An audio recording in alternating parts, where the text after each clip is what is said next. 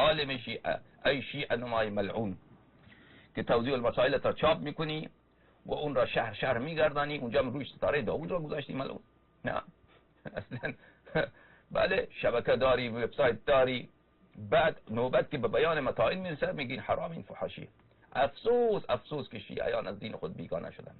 اینها را باید شیعیان آنچنان مثل سگ اینا را ذلیل بکنه، این آخوندارا اینها را آنچنان کتک بزنه که اینها دیگر بله از دیگر سر بلند نتوانند بکنن. افسوس افسوس که مؤمن کم، مؤمن با غیرت کم، جوانان مؤمن کم هستند.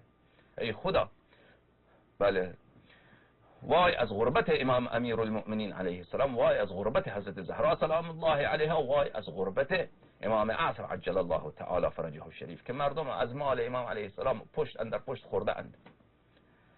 برای خود چه امپراتوری های اقتصادی درست کرده اند، برای خودشان چه آقایی و چه ریاست ظاهری